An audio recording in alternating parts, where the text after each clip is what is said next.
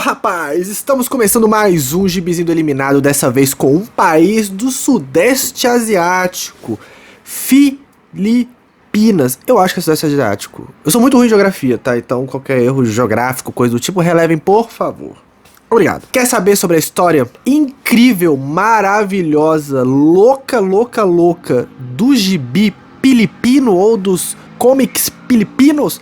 Então não desgruda daí. Aperte os cintos, pega papel e caneta, porque esse vídeo tem tudo. Eu não sei qual vai ser a duração dele, mas tem tudo pra ser grande pra dedéu. Sem mais delongas, bora!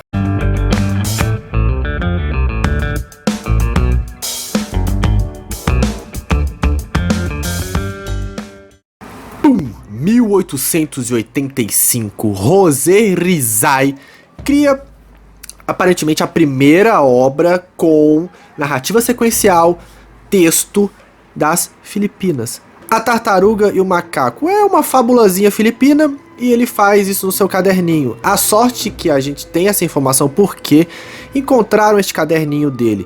Ele foi um artista que sempre foi contra os domínios do colonizador, então ele vivia muito no exílio. Durante essa sua estadia no exílio, na França, ele produz o primeiro quadrinho filipino, apesar de ser feito na França, mas ele ainda volta para as Filipinas antes de morrer e coisa do tipo, e descobre no seu caderno essa série de ilustrações. São várias páginas que contam essa história da tartaruga e do macaco. E aí, nesse período, principalmente ali em 1900 e comecinho, tinha uma coisa que era bem popular no Japão, nos anos 30, os livros de empréstimo. No Japão eram conhecidos como cachirrons, e aqui nas Filipinas a gente tinha um advento muito parecido. Por contas de questões orçamentárias e grana pouca, várias editoras ou casas de publicações de impressos faziam seus livros e colocavam para ser disponibilizados nessas bancas, esses quiosques de empréstimo. Então as pessoas iam lá, pagavam uma quantia X, pegavam o livro para ler no local, podia ser um ou mais de um, dependia, né? No Japão normalmente você pagava 3 ienes para 4 ou 5 livros. Aqui nas Filipinas eu não tenho a cotação, mas devia ser algo bem parecido. A mais conhecida foi a Upag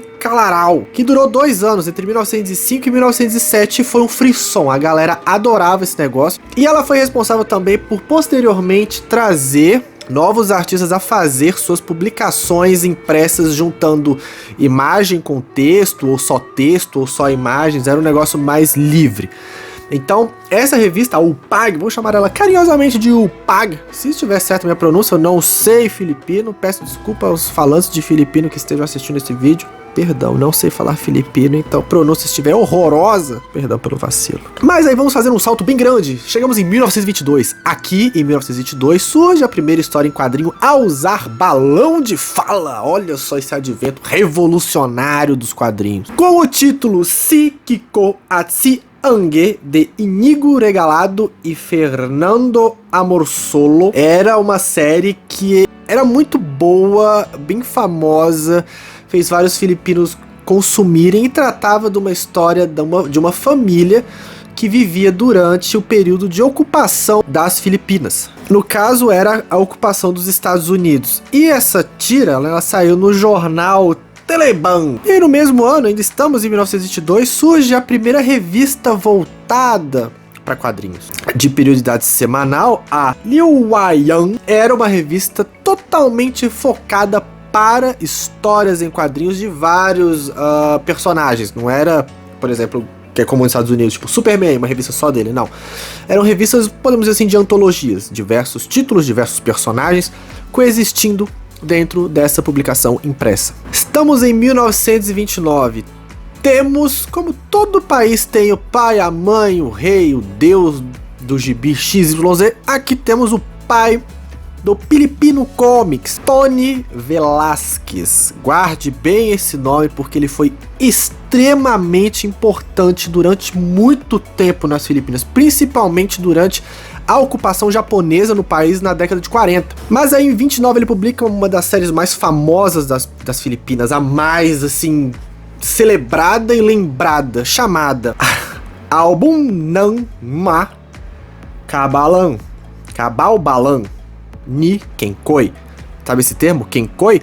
Ele foi colocado dentro do dicionário. Esse termo foi dicionarizado para designar pessoas engraçadas na língua filipina. Então o Kenkoi, vou deixar aqui escrito uma legenda, o Kenkoi foi um termo que veio dessa tira, né, do Kenkoi, que é o personagem principal. Então o Kenkoi foi um termo que depois virou algo do vernáculo vocabular das Filipinas. E aí, pra vocês terem uma ideia, ela foi feita em 29. Quando o Japão ocupa as Filipinas ali no começo da década de 40, ele foi o único quadrinho filipino a não ser banido pelo governo japonês. Tanto que o governo japonês pega o Velázquez e o força a trabalhar como propagandista, ilustrador do Império Japonês, né, do Exército Imperial Japonês. E aí incumbiram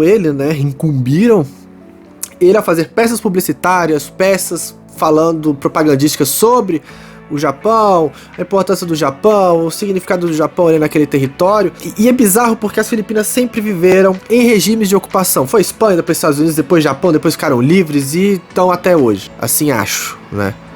Mas não sei como é o governo, acho que o governo deve ser ditatorial lá. Porque tem aquele diretor, o Lav Dias, que ele faz muitos filmes críticos sobre isso. Então acredito que a situação das Filipinas não esteja lá dos melhores. Mas de qualquer forma, vamos voltar aqui na década de 40. O Velázquez trabalhava diretamente pro exército japonês, pro governo japonês no caso, e sua série não foi cancelada.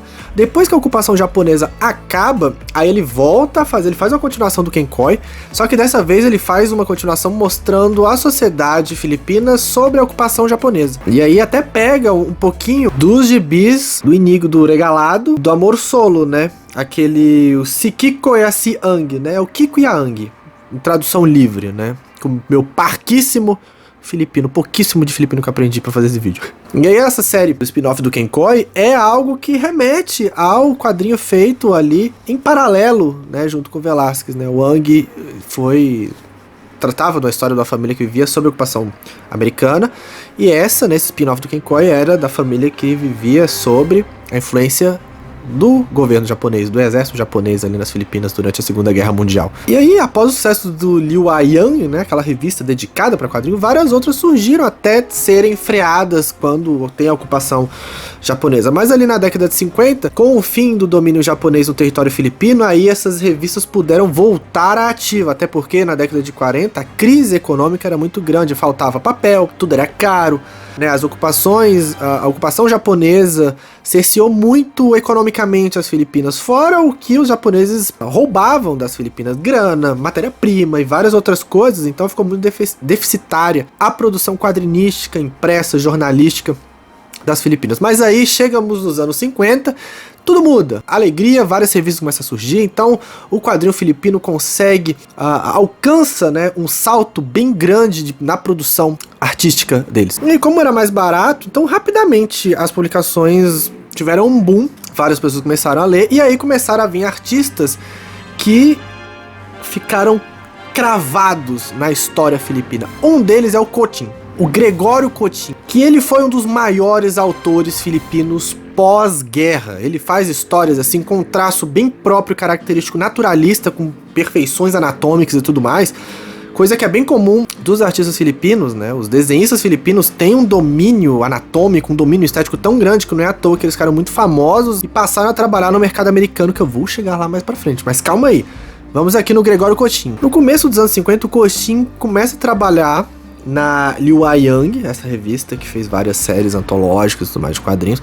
Ele começa de uma forma muito tímida, até ele despontar, estourar e ficar famosíssimo depois de criar uma série chamada Hara Siri, que é sobre uma mulher que se autoproclama sultana, e aí ela vai tretar com sultões de outros locais, né? A história se passa num período filipino, num período histórico filipino chamado Era Majapahit. A Era Majapahit foi um período ali no leste asiático em que tinha um grande império que pegava vários países, como as Filipinas, o Camboja, Singapura, Tailândia, Indonésia, várias regiões formando um grande império ali em 1500 e alguma coisa. E aí essa personagem, a Hara Siri, ela busca vingança contra o sultanato muçulmano. Ela quer porque quer detonar tudo. Não sei o motivo dela querer fazer isso, mas ela quer vingança. E ela vai com uma personagem, uma protagonista feminina, porradeira pra caralho, vai sair distribuindo bolacha em um monte de gente do sultanato dessa era Majapahit. E aí na década de 30, né, é importante dizer, porque nas Filipinas eles chamam os quadrinhos de comics. Muito, certamente por conta da influência americana durante a ocupação americana ali nos anos 20 e 30.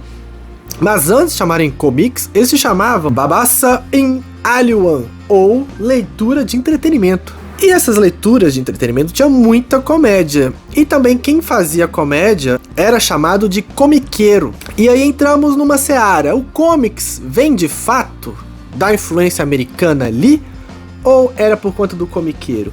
E esse termo comics veio de onde? Da influência americana. Mas tinha relação com o quadrinho ou era quem era engraçado? Quem fazia histórias de humor? Então, né? Nessa época, o quadrinista era o comiqueiro, o feitor de quadrinhos, né? O que fazia quadrinhos. Estamos em 1943, uma revista Bukalac começa a ser publicada. Guarde o nome Bukalac porque vem muitos autores nessa bendita dessa revista. Principalmente o Desuniga, o criador do Johan Rex, da DC, veio da Bukalac. E a Bulakalak, esse é o nome certo? Bulakalak, era uma revista que publicava contos, poesias, ilustrações e quadrinhos, né? Dentro desse bolo de quadrinhos, chega um jovem filipino chamado Tony Desuniga, com um traço maravilhoso, incrível, perfeito. Desuniga é incrível. Cara, Desuniga, Alcala, são ilustradores filipinos incríveis.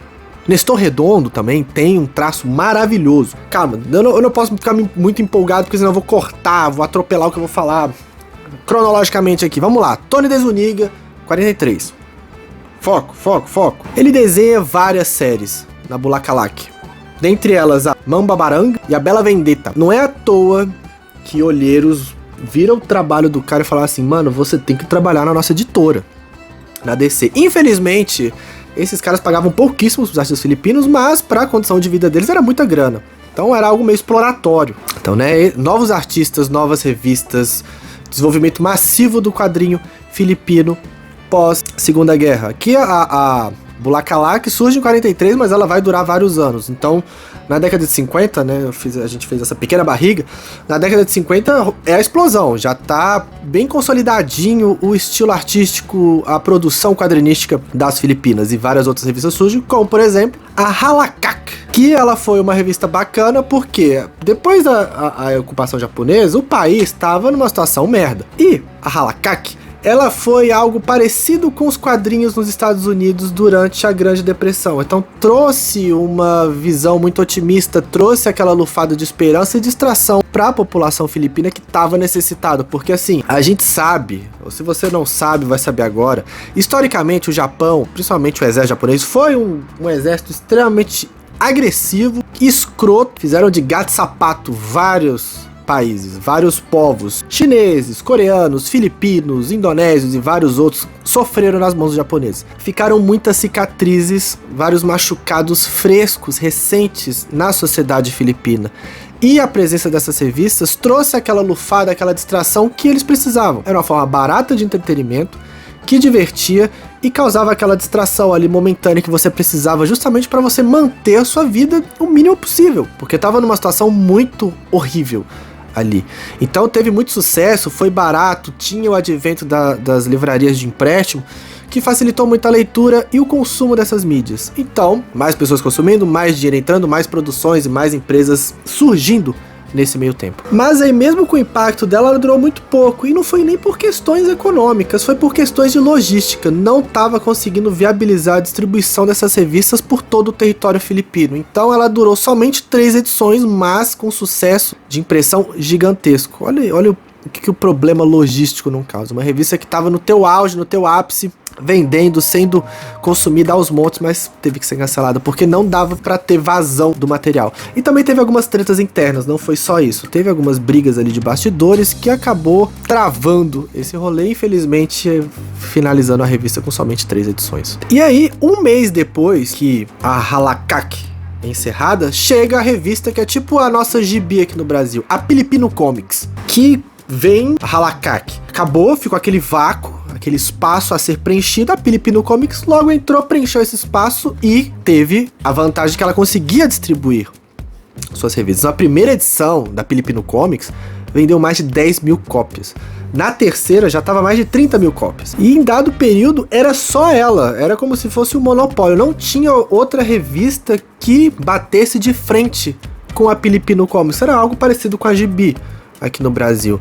Mas aí depois de um tempo veio uma chamada Between, que também fazia obras e publicações, que conseguiu ser uma concorrência válida para Filipino Comics. Então durante muito tempo elas ficaram se degladiando, e bom para os leitores que tinham mais opções de títulos para consumir. Em 1947 temos o primeiro herói, o super-herói filipino, Ipu Ipu, feito pelo Libia Brena e pelo Oscar del Rosario. Foi publicado inicialmente na revista Magazine Paxilan. E em 69, para vocês terem uma ideia, ele foi adaptado para live action. Então é muito legal esse fenômeno, porque o cinema filipino, durante a década de 50 a 70, até 80 podemos dizer assim, mas acho que o ápice foi esse 50 e 70, produziram muitos filmes loucos, principalmente aquele do anãozinho, Wang Wang, né, que até ficou conhecido no Hermes e Renato, no Teleclass, da redublagem.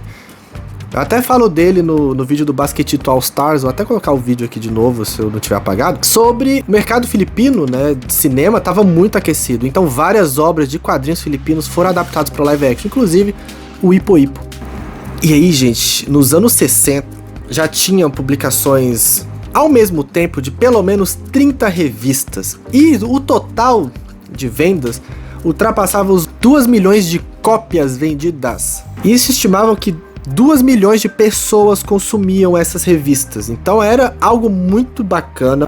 O hábito de leitura estava tomando outras proporções, outros ares, então estava sendo muito interessante para o mercado filipino, até algo educativo, pedagógico, educacional.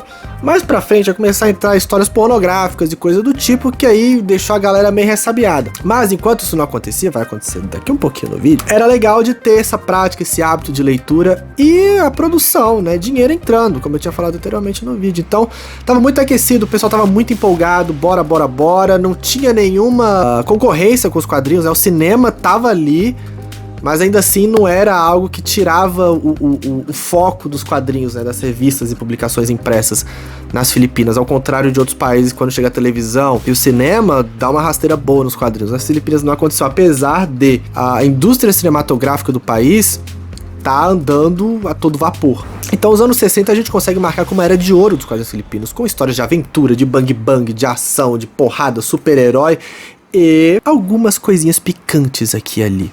E aí vários nomes começaram a se consagrar, né? Eu tinha falado do Desuniga, aqui o bicho foi lá pra cima e começou a trabalhar na DC. Então os anos 60 começa a ter um êxodo de artistas filipinos indo trabalhar nos mercados americanos, principalmente DC. Depois eles vão pra Marvel e aí editoras de quadrinhos americanos começam a pegar os talentos filipinos. Assim, não foram todos, mas vou dar o nome de alguns artistas filipinos que trabalharam. O Zuniga, como eu tinha falado anteriormente, o Alcala, Nestor Redondo e Maramongo, entre vários outros, foram grandes nomes de artistas filipinos que trabalhavam em editoras americanas.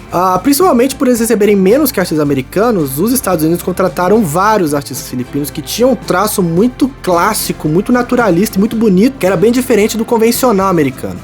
Claro que vários deles se inspiraram em tiras e material dos anos 20 e 30 americanos, principalmente Hal Foster. Mas aí os caras eram mais baratos, e os americanos falaram, a gente chama esses filipinos aqui, eles trabalham pra caralho, ganha menos, e a gente vende mais revistas. E o filipino morando lá nas Filipinas falou, pô, pra mim tá ótimo, porque esse dinheiro que eu tô ganhando aqui é muito mais do que eu ganharia trabalhando no mercado local. Então foi uma troca, apesar de ser abusiva, foi uma troca que todo mundo saiu ganhando nessa parada. Claro, os artistas filipinos deveriam ganhar muito mais, mas enfim, a gente sabe que o mercado é escroto e cruel. Até hoje a gente vê isso, né? Então a roda continua rodando e nada muda, desde pelo menos os anos 60 e até antes. Os anos 60 também marcam a presença de várias sacanagens, não só nas Filipinas, mas como em vários locais do mundo. Nos Estados Unidos, antes tinha mais, as bíblias de Tijuana tinham material pornográfico. Pornô também. Mas aqui começou... Em 64 começou a ter publicações de revistas eróticas, de soft porn.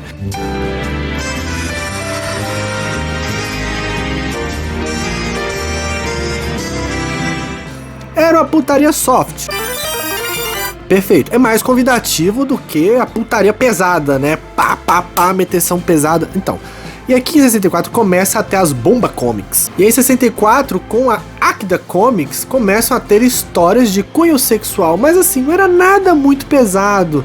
Se você pensa assim, é tipo a Playboy. A Playboy era uma revista erótica de nudez e coisas do tipo, mais soft do que uma Hustler da vida, por exemplo. Só que aqui, ao contrário da Playboy, não tinha genitálias, não tinha órgãos sexuais à mostra, né? Eram revistas de comportamento sexual, um biquinho de peito que aparecia aqui e ali, bem, nada muito pesado a ponto de acabar com a dignidade familiar, infantil, caralho, não tinha a nudez, né? Então aquele filme, toda nudez será castigada. Aqui não tem castigo porque aqui não tem nudez, tá bom?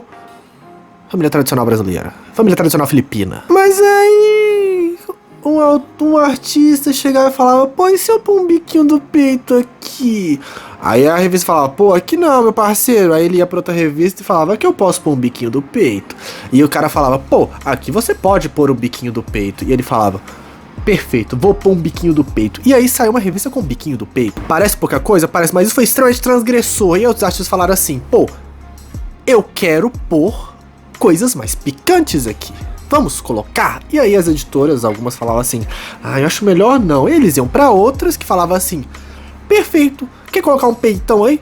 Bote o peitão. Ele botava o peitão e aí começou a surgir revistas pornográficas conhecidas como Bomba Comics. Bomba, para dançar isso aqui, pra balançar isso aqui, E várias eram publicadas. Então, assim, não era na boca miúda, igual aqui no Brasil que tinha os catecismos. Não, cara, lá você chegava na banca e lá, pá!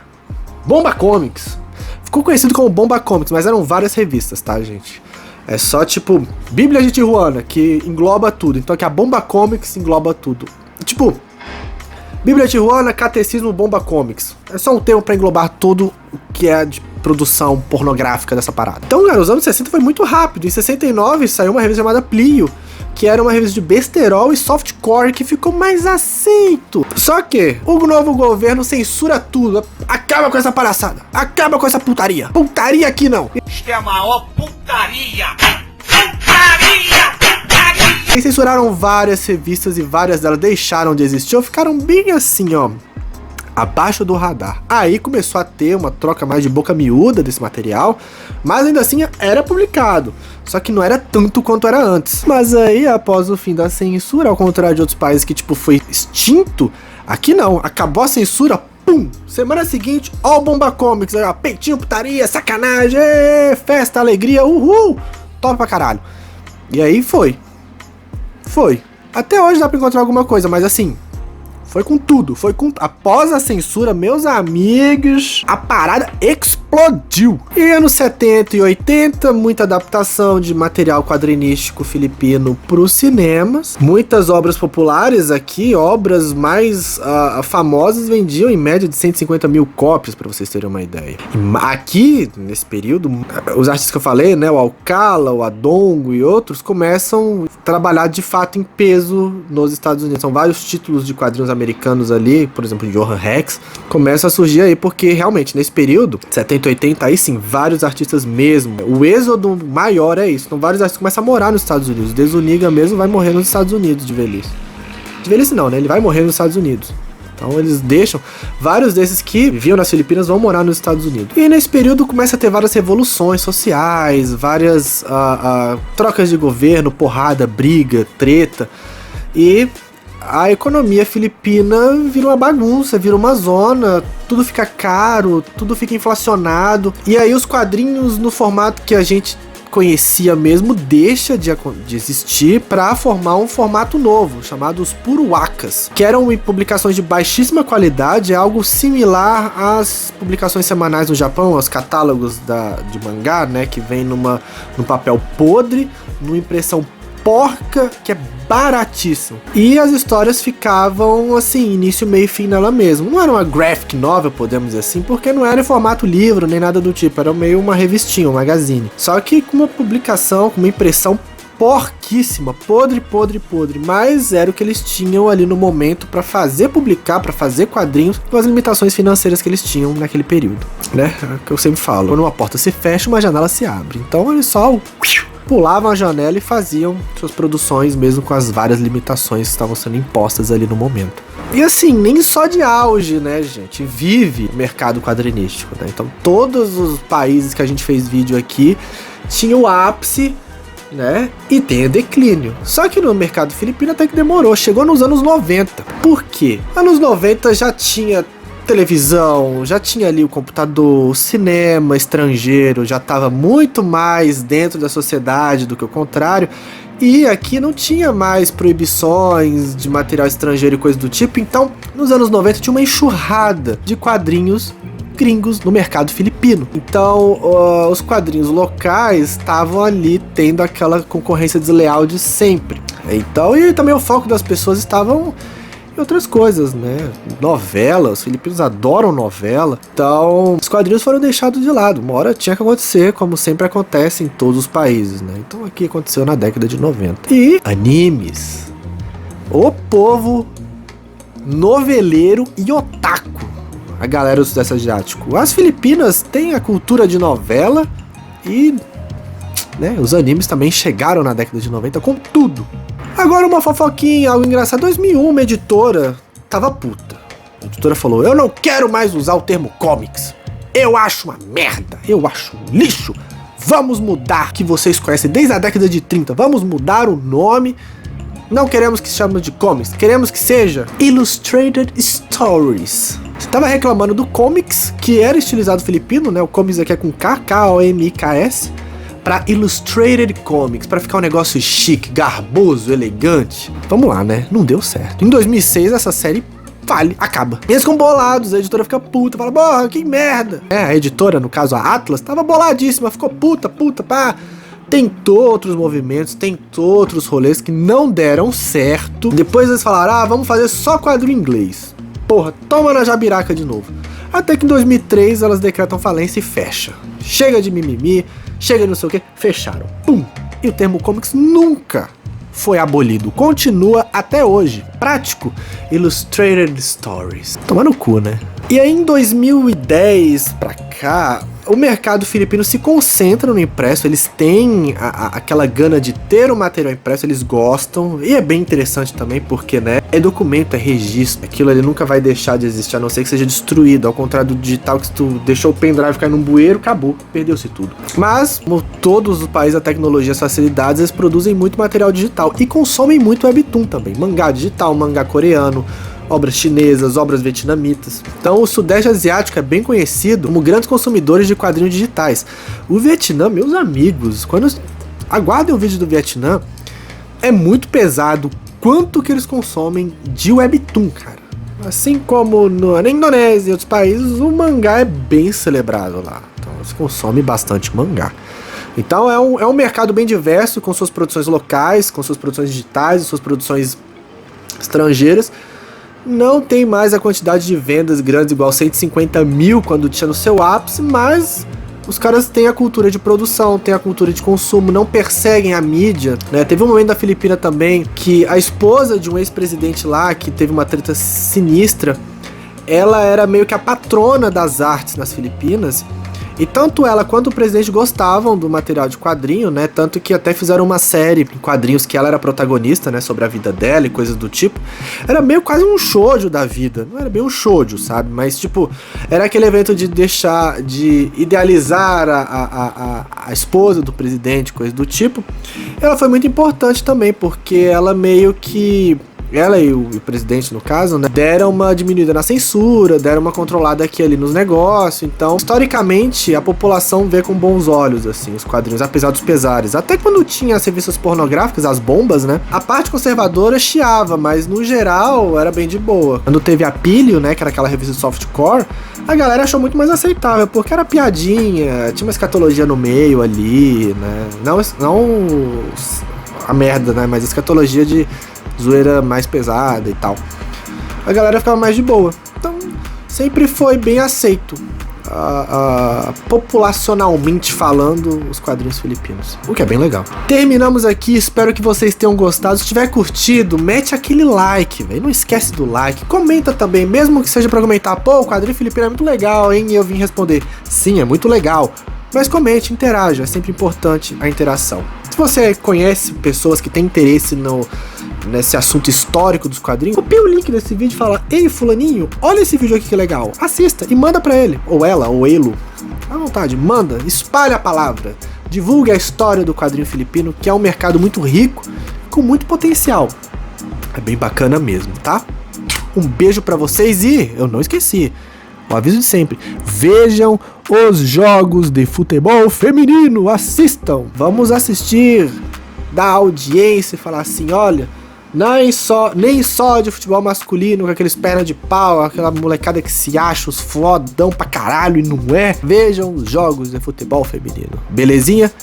Puxão de orelha de sempre, mas assim, é um puxão de orelha do bem, assistam os jogos. Então, um beijo pra vocês e até o próximo gibizinho do Eliminado. Qual país vai ser?